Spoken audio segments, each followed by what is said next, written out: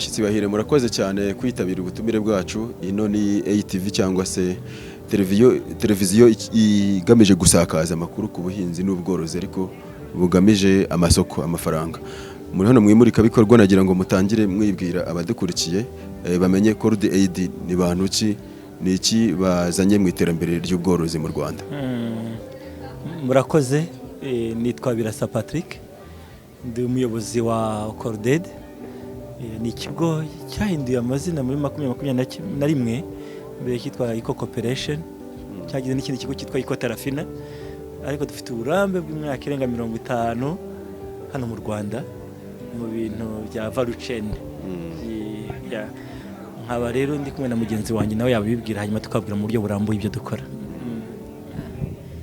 Murakoze, amazina yanjye nitwa Agasarorore, nkaba ndi umukozi wa Cord Aid mu mushinga Cord Aid iri gushyira mu bikorwa ifatanyije na lab witwa Kiwip.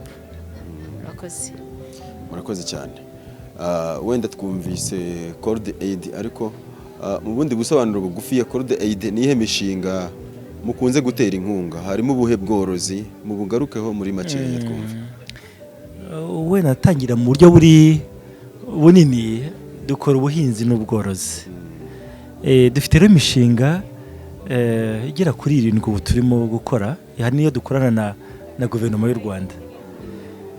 Muri make ndaza kuvuga uburyo dukora none bize gufasha kumva neza niyo mishinga. Ubundi imishinga yacu tunavuga ko dufite ibice 3 by'ibanze. Icya mbere mu cyongereza twita value chain development. Dufata rworoherekana nyongera agaciro, ese abahinzi bafite ubumenyi buhagije bagera ku isoko, bagera ku makuru. Icyo ni igice kimwe. Igice cya kabiri twifuza ko bwa buhinzi bukorwa mu buryo n'ubworozi bukorwa mu buryo burambye. Niyo mpamvu dushaka ishoramari muri ibyo bikorwa. Dukorana rero n'ibigo bitandukanye, tubaza kubibabwira mu buryo burambuye, kuva kuri microfinance, amabanki, none haje n'ibigo by'ikoranabuhanga byinshi dukorana nabyo, ndaza kubasobanurira. Icyo ni igice cya kabiri kirekeye mu cyongereza access finance, cyagiye kugera ku mari. Igice cya gatatu nuko dukunze iki kiganiro mwadutumiyemo. Ibi bisaba abantu ko basangira amakuru, ibintu byo gufasha abahinzi gukorana n'abahinzi. Umuntu ahora yihindura areba ikibazo gihari hanyuma akareba ukuntu agisubiza. Niyo mpamvu mu kazi dukoramo dukoresha uburyo bwitwa market system development approach. Ni uburyo bujyanye no kugira ngo ugere ku isoko ariko buryo ureba ikibazo. Hari n'igihe ikibazo gitera ikindi, ikibazo urimo kugikemura kigatera ikindi kibazo. Ndabaho urugero, hari igihe twize gukora n'umuceri, muri bukare mu ikibazo cy'umuceri muto n'umuceri muremure, haza kuba umuceri mwinshi none urera, amasoko arabura. Urumva ko ugomba habuze ikindi kibazo, ugomba kugisobanura. Ndaza rero kuvuga ko igice cy'amasomo nacyo tugikunda no gusangira no kubwira abandi ibyo dukora. Tunabashimira ko mwadutumiye uyu munsi, rwose kandi tuzadukomeza tutangire aya makuru. Mu mishinga rero tuza kubabwira nuko dufite ibyo navuga by'ingenzi tubona muri iyo mishinga yose. Icya mbere nuko nabyita agenda ubwuzuzanye, icyo irakomeye iwacu. Icya kabiri ni urubyiruko. Mu mishinga yose baza kubonamo urubyiruko. Icya gatatu gikomeye nicyo twita climate resilience. Ikirere kiragenda gihinduka. Iyi mishinga yose yagombye kuba irimo, ndetse n'abandi b'imari no kugira ngo abantu b'imari nabo batekereze impindukire y'ikirere n'ukuntu bakirinda. Yego. Ikindi imishinga yacu ikunze kuba irimo no kubaka umuco mwiza w'amahoro. Muraza kubona amatsinda aho dukorana, yaba ari mu buhinzi yaba no mu bworozi, tugira amatsinda. Mvuze muri make ama projet dufite, yatangiye mugenzi wanjye kuyavugaho. Twabaye muri projet yitwa Prism. Ira projet irimo ubworozi bw'amatungo magufi, ihene, inkoko, intama, ingurube. Twagiye tuzenguruka, twakoze n'ikintu cyitwa B2B, cyo kinababwiraga business to business, aho abantu bari muri value chain duhura tukavugana n'ibibazo bihari niko twafatanye. Dufite projet yitwa Quip iri Kayonza, irimo ibintu byo kuhira irrigation, ni projet igenda neza. Dufite programu mu burasirazuba bwose yitwa Trepa, muraza kwibona hariya. Twebwe dukora n'abandi benshi yobe n'umuryango witwa UCN, ariko Corded iri mu gice cyo kugera ku mari. Ni gute imari yazamo ibyo bakora, wa muntu ushaka kugera ku giti akazabikora mu buryo burambye atarinze kongera gukenera imishinga yacu. Twebwe dufite igice cyo kureba ikintu cya sustainability, ni gute dukora ibintu mu buryo burambye. Iyo dukora bya bindi by'imari twatanye no kugeza ku bandi, kuko dufitemo kugira ngo imari igere kuri bose. Dufite imari ku bantu b'impunzi, aho naho bwa bworozi bwa buhinzi nabwo tugerageza ko bageraho ndetse bakabahuza n'ibigo by'imari. Yego, ubu hari indi porogaramu twatangiye ubu imeze nka Trepa y'Uburasirazuba, yo igiye mu buce bw'Uburengerazuba yitwa Congo Nile. Nayo igiye kureba ukuntu biteresha ibiti, amashyamba, ijya mu mibereho y'abaturage, ni gute abantu bahinga batangiza ikirere, borora batangiza ikirere. Murumva rero dufite porogaramu na Rabobank, ni banki ikomeye mu Buholandi, nayo iri ifite porogaramu yo kutangiza ikirere ariko gukora n'ibigo by'imari. Murumva rero ko twabyiyemeje, turi mu maporogaramu menshi, ariko yose afata umuhinzi n'umworozi akamushyira ku isonga, uko tumaze iminsi tubivuga, umuturage ku isonga n'umuhinzi nawe. Abahinzi ni benshi n'aborozi ni benshi mu Rwanda, 80% ni gute dukorana, ariko dutekereza cya kindi cyo kugera ku isoko. Niho ikibuza umuhinzi kugera ku isoko, ikimubuza kugera ku isoko tukareba ukuntu dufatanye n'aho igisubizo cyaboneka tutakimuzaniye, ariko dufatanyije. Nacyo ni ikintu gikomeye. Ntabwo ari bya bindi byo kumuzana igisubizo, ariko ni ugusesengura ukamwumva neza ni ikihe kibazo afite, tugafatanya abigizemo uruhare runini kugisubiza. Ndumva muri make ari ibyo navuga. Umuryango wacu Corded wavuye mu Buholandi, biranadufasha. Murabizi ko Ubuholandi nabwo bugira ubuhinzi n'ubworozi cyane. Biradufasha rero kubisangira n'abandi aho dukorera ku isi hose no muri akarere, gusangira amasomo. Nibyo navuga muri makeya. Yego, wenda mbere yuko tuza ku gice cy'imurika bikorwa ry'ubuhinzi n'ubworozi riduteranije hano ku nshuro 17, nagira ngo iyo tuvuze access to finance, ni ingingo buri muhinzi cyangwa umworozi bakunze kuvuga ko bibagoye, cyane cyane ibigendanye n'igishoro. Benshi batinya gushoramo, cyane cyane urubyiruko bavuga ngo ntacyo dufite. Sinzi yaba mwebwe cyangwa se mugenzi wacu Agasaro ushinzwe na access to finance, mwatubwira nka Corded ni gute mufasha abashaka gushora mu bworozi cyangwa se mu buhinzi mu buryo burambye, cyangwa se abashoyemo bakavuga ko igishoro kiri kugenda kibabera urucantege. Murakoze, ndaje mpe Aurore nawe byinjiremo cyane. Nkuko nababwiye, buri gihe dutangira dusesengura ikibazo uko giteye. Mu isesengura ryacu mbere twasanze hari ibibazo bimwe byerekeye kutamenya imari, kumenya gukora, kumenya igenamigambi, kumenya kwandika ibyo ukora. Urumva ko ibyo bisaba uruhare rwa buri muntu, na wa muhinzi yagombye kubitangira. Araza kubijyamo cyane Aurore, ariko icyo ni ikintu kindi twita financial literacy, usanga aricyo cyagiye kibingumagamizi nini. Uraza gusanga mu byo dukoramo abantu bamenya noneho ko bashobora gukora igenamigambi, bashobora kuzigama ntabwo bisaba amafaranga menshi, ntabwo uzigama we wasaguye. Mugiye mu bahinzi n'aborozi dukorana rwose baragusobanura ati twamenye ko umuntu atazigama we yasaguye, urazigama ugashyira ku randi yaba ari mikeya kandi aragwita. Turaza kubabwira ibitangaza byo kuntu amafaranga yagiye agwira, ndabiha Aurore mu kanya. Icyo ni kimwe. Ikindi ariko iyo dusesengura biriya bigo by'imari bifite nabyo ibyo bigomba kwiga. Shimishwe nuko mwafashe gahunda yerekeye ubuhinzi n'ubworozi.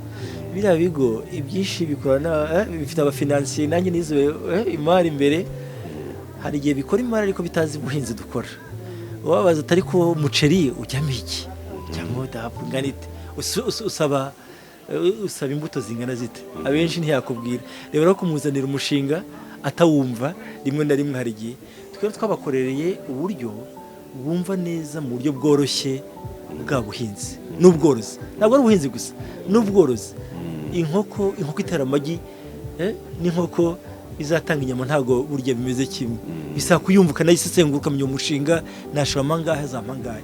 Dufite rero uburyo bw'ibikoresho byiza bifasha bya bigo by'imari guhugurwa bikamenya no kumva umuhinzi, ugasanga none ibintu bigiye neza, umuhinzi yahuguwe ameze neza, n'ikigo cy'imari kimeze neza. Ibindi tubakorera nuko tuzi ko amafaranga hari igihe ko bagenda bamenyera kuguriza babahinzi borozi, hagiye amafaranga bashirana. Iki gihe tubafasha aho tugifite indi programme bafasha kugira ngo babone amafaranga yaba ari mu rwa buryo bwo kuzigama ndetse no gushaka andi mabanki hano, ndetse byanagora tugashaka n'abainvestisseurs bakazana amafaranga. Ibigo byinshi by'imari biratuzi bifite amafaranga menshi tworohereza. Reka mpe Aurore nawe rwose abisesengure kurushaho. Murakoze. Aurore ni karibu rwose cyane. Murakoze. Nibyo koko warubajije uti se ko abahinzi cyane cyane abatoya, kuko twebwe nibo twitaho cyane, abo bita small holders farmers, babahinzi bahinga ku buso butoya kugira ngo bazamuke bafatanyije. Rero Cordaid ikintu yakoze cyane cyane mu mishinga yayo yose iri gushyira mu bikorwa, harimo gushishikariza abahinzi gukorera hamwe binyuze mu matsinda yo kwizigama, kugira ngo babanze nabo ubwabo bige kwizigama. Usanga natwe kwizigamira ari ikintu abantu batari bagira umuco, ariko twebwe tubigisha binyuze muri ya matsinda yo kwizigama baba barimo, tukabahugura cyane cyane ku buryo bwo gucunga umutungo wabo ndetse n'uburyo bwo gukorana n'ibigo by'imari. Abahinzi baracyatinya gukorana n'ibigo by'imari, ariko abo twagiye dukorana nabo binyuze muri ya matsinda yo kwizigamira bagiyemo, batangiye gutinyuka ndetse babasha no kujya basaba inguzanyo yo kuza kubunganira, kuko rwa ruhare rwabo baba bamaze kurubona.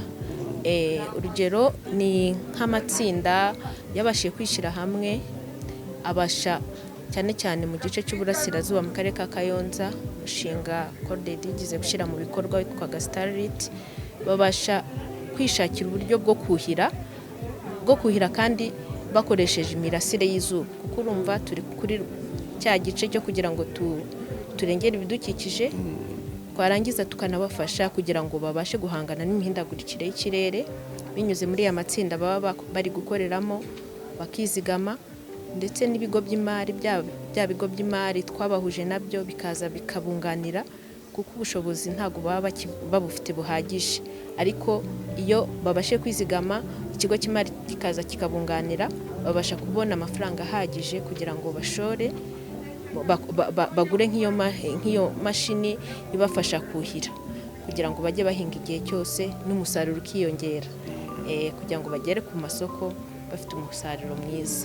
Rero muri rusange dufasha babahinzi binyuze mu matsinda yo kwizigama. Urumva Cordaid iba hagati y'umuhinzi n'ikigo cy'imari. Urumva ikigo cy'imari nkuko bababwiye, hari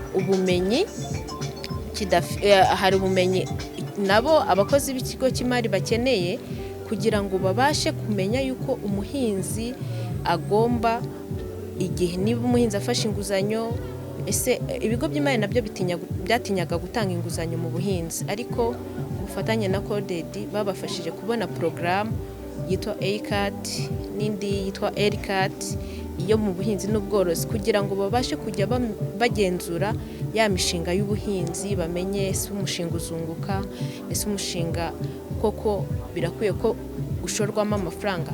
Rero ibigo by'imari byaratinyutse kubera iyo porogaramu, kugira ngo bibashe guha abahinzi inguzanyo zikwiriye. Murakoze cyane Aurore.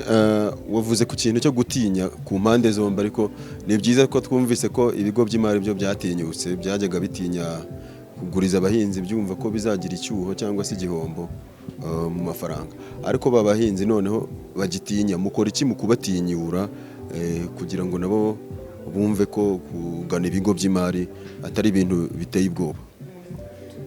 Nunganiye Elias nk'urugero, kare hari umuhinzi twakiriye atubwira ko afite imbogamizi yo kugana amabanki kugira ngo babahe amafaranga. Bavuga ko abantu bo muri banki bavuga bati bo icyo bareba ngo ni amafaranga, kandi amahinzi iyo bahinze kugira ngo babone amafaranga ntabwo bahita bibona ako kanya, bategereza ibyo bahinze igihe bizerera.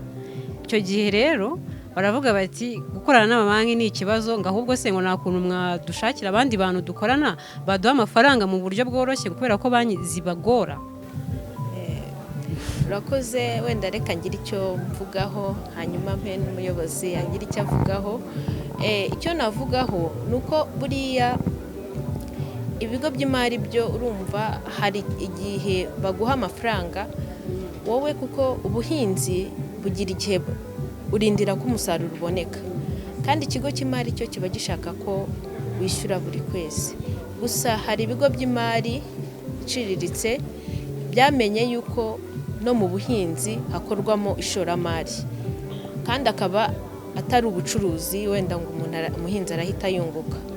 Rero niyo mpamvu umuhinzi ku giti cye kuba yafata inguzanyo biba bigoye, ariko iyo ariyo wa muhinzi ufite ari babahinzi bashobora kuba bakishyira hamwe, barangiza bakaba bafite n'ibyo bakora kuko bizwi ndetse n'umusaruro uboneka. Ikigo cy'imari tubahuza n'ikigo cy'imari, kuko urumva ikigo cy'imari kirabanza kikareba babantu barahinga koko bareza, ese bafite isoko, ko twababwiye ko turi mu ruhererekanye nyongeragaciro rwose muri value chain yose.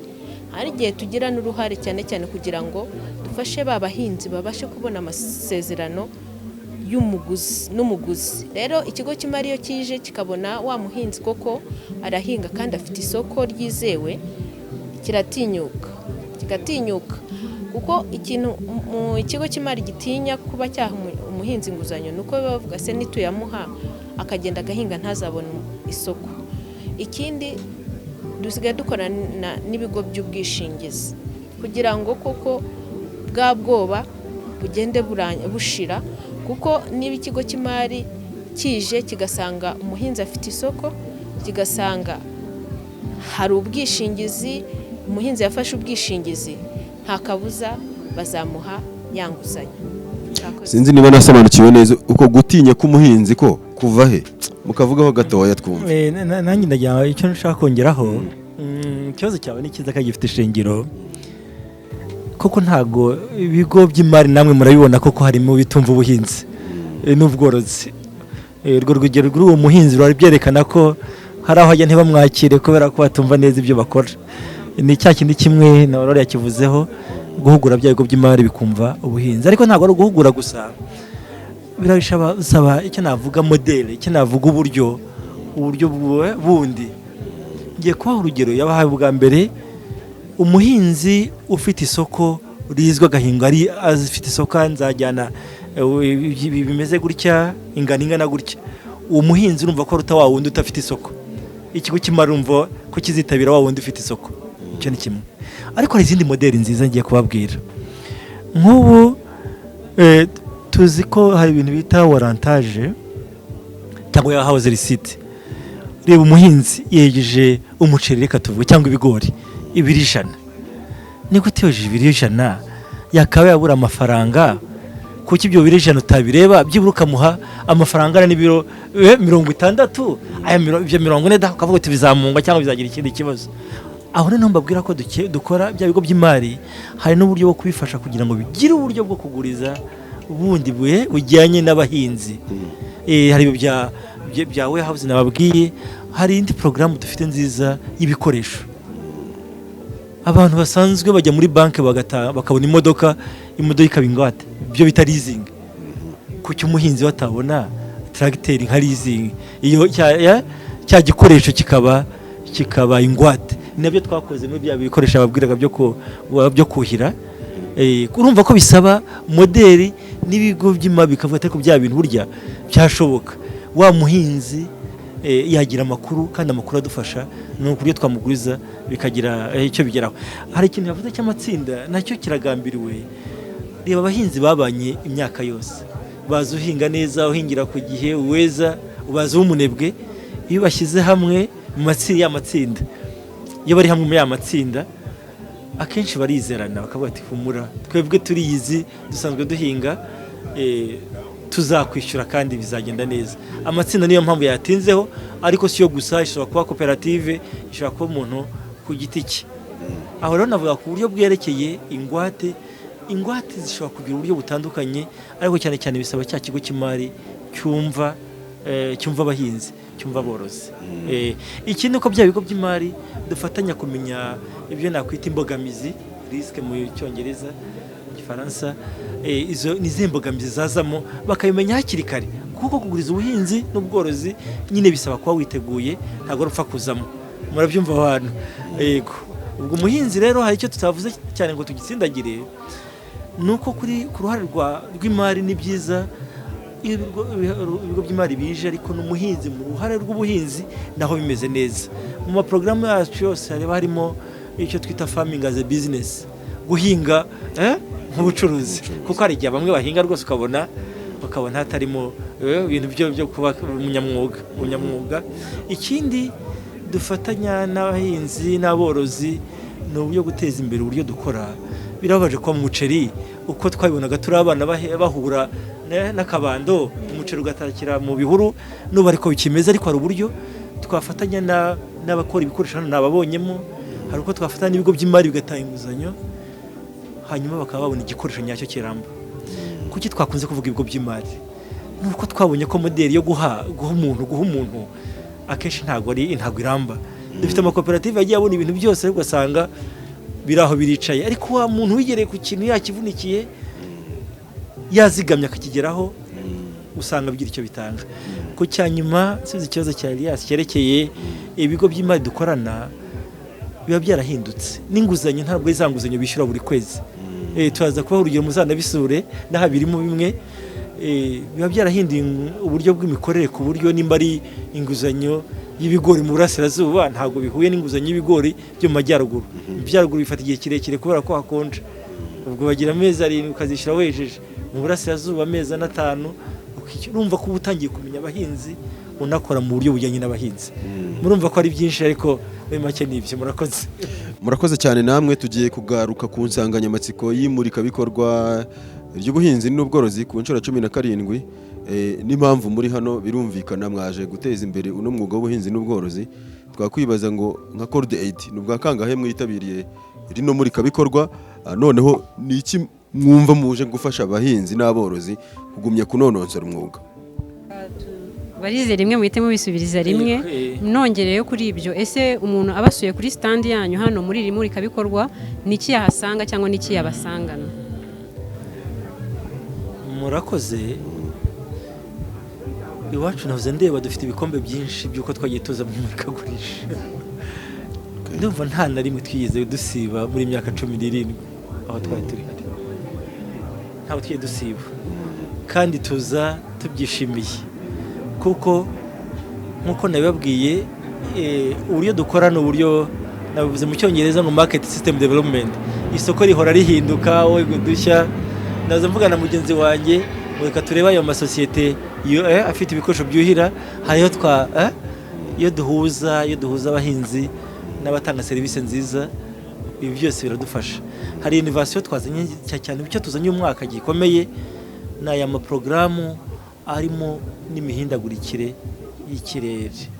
Nimba ufite umurima wawe w'umuceri, umurima w'ibigori, ariko buriya wowe igiti ntikikureba, nta kuntu harya ko washaka igiti ugateramo igiti kikazagira akamaro, ariko niba umwuka duhumeka ugakomeza ukaba mwiza.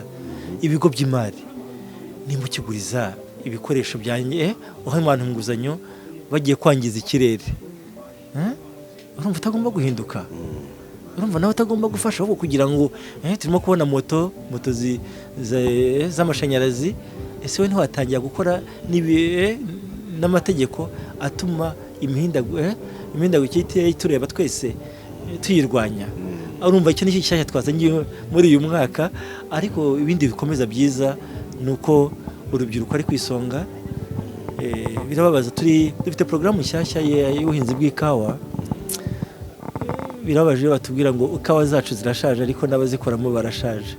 Ni gute twakora ku buryo urubyiruko rusazura ibyo dukora?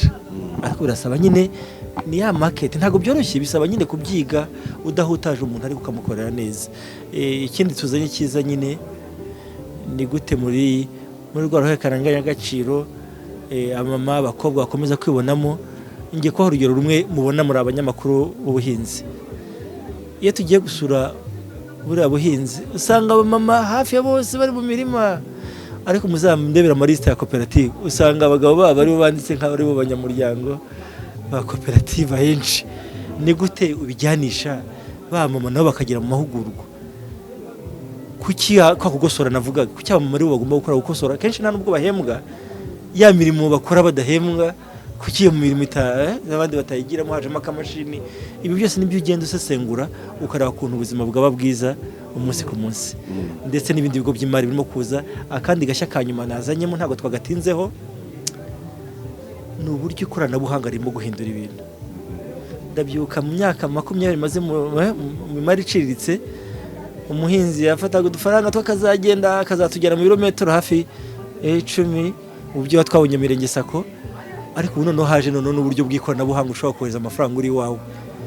Ntabwo twabigiyemo cyane, ariko nk'ubu dufasha ya matsinda ku buryo nk'uko umuntu ku giti cyohereza amafaranga muri banki akayakurura, no mu itsinda b'abantu batatu mu gatelefone kaba baza gutangwa kwemeza ko amafaranga aza cyangwa ko amafaranga agenda, kugira ngo aho bari bicaye batagomba kugenda. Njye ko harundi urugero rworoshye, buriya ari amatsinda nimo mwara yabonye agira agakaye yandikamo abantu hamagara kanaka Mariya kanaka, bakabikora mu buryo bw'ikayi, bikabatwara umwanya, bikayanyagirwa, bikamakuru akagenda. Ariko hari uburyo bw'ikoranabuhanga ku buryo mu minota mikeya abantu baba bari mu telefone, ukagenda ushyiraho nabibonye amafaranga akiteranya mu kanya gatoya. Hari ukuntu ikoranabuhanga ririmo kutuzanira ibintu, ibyo nibyo bishyashya n'ibindi byinshi, ariko ibyo ni muri makeya. Mugenzi wanjye Rore nawe yakongeraho. Murakoze. Nibyo koko imurikabikorwa ry'ubuhinzi ni ikintu buri wese aba afiteho amatsiko, kuko abantu benshi baza gusura kugira ngo babashe kubonamo ubumenyi butandukanye. Rero twebwe umwihariko wacu urumva no kugira ngo umuhinzi amenye ko kugira ngo umusaruro wiyongere nuko azaba yashoye, kugira ngo tuve muri bwa buhinzi bugamije kurya gusa, kwihaza mu biribwa, ahubwo dusagurire n'amasoko, igishoro kijya mu buhinzi twacyongereye, kandi tukazirikana ko hari igihe ubwo bushobozi butabufite, ahubwo hari igihe biba ngombwa ko wisunga ikigo cy'imari kugira ngo kikunganire. Rero icyo twebwe kuri stande yacu iyo dusuye tukugaragariza imishinga yose turi gufasha, kugira ngo wa muhinzi uri gufashwa muri wa mushinga abashe no kongera no gukorana neza n'ikigo cy'imari, yizigamira cyangwa se abasha kugera ku nguzanyo, kugira ngo abashe gukomeza gukora ibikorwa bye mu buryo burambye, kandi abashe no kugeza umusaruro we ku masoko. Wenda nanjye kongeraho gatoya kamwe, nuko intego y'igihugu cyacu twagiraga igenamigambi PSTF 4, turi muri PSTF 5. Igenamigambi rimo kuva muri ruhererekane y'agaciro kagena no muri system, agri food system.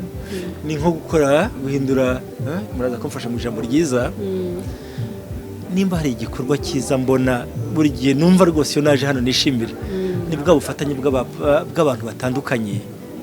Umunyamakuru arakenewe mu buhinzi, umumari arakenewe, ubikoresha arakenewe, muganga arakenewe mu buhinzi. Urumva bya bindi byose bifatanyirije hamwe, twaza tubabwira modeli dukunda tuzajya tubatumiramo ya business to business. Iyo duhuye twese n'ureba n'iki kitagenda, hari nihe bitagenda, ni gute twabishakira ibisubizo. Mu kimwe rero mbona cyiza ni agrisho, iyo turi hano duhura na buri wese mu buryo bworoshye. Ubu ngiye hano nahoze mubwira mugenzi wanjye, twumvishe hari igikoresho cyo kuhira, abahinzi babona ko babasha kubona, banakwizigamira bakabona. Hano tubonamo ibintu byinshi, yaba ari tekinoloji, yaba ari ibikoresho, yaba ari ubumenyi. Nahoze ndeba babyita ngo iki, flying food, udusimba abantu bashobora amatungo araturya, ariko dufite porogaramu muri Kenya aho n'abantu barya turiya dusimba, kandi ngo dufite proteine nyinshi. Uwabakenera yabasanga hehe? Umuturage uri iyo mu cyaro cya Nyabitekeri cyangwa Buzinganjwiri yabasanga hehe? Murakoze. Ibiro byacu bikuru biri hakuko hano i Kigali, Kacyiru, hari hafi ya za minisiteri y'ubuhinzi. ariko dufite amaporogaramu yacu akorera aho abaturage bari. Ikindi ahubwo ntababwiye gikomeye ni uko ikigo cyacu ni ikigo mpuzamahanga, dukora n'ibigo byacu by'abanyarwanda bizaguma hano, yaba ari bya microfinance, yaba ari ibindi bigo by'abikorera, yaba amasako umurenge mu burasirazuba yose twasinyiye mu uyu n'aba partenaire, ariko tugira n'ibiro i Kayonza, dufite ibiro n'ahandi tugiye tugira ibiro, aho rwose badukenera, yaba ari ku buyobozi bukuru, yaba ari aho dukorera, yaba ari ku bapartenaire bacu, amakuru rwose bayabona kandi barisanga. Ndetse tugira n'inimero dutanga yahabaye n'ikibazo icyo ari cyo cyose ko batumenyesha. Dukunda kubona ko batumenyesha amakuru ibigenda, ariko cyane n'ibitagenda neza. Ibitagenda neza byo bikanadufasha cyane. Murakoze cyane.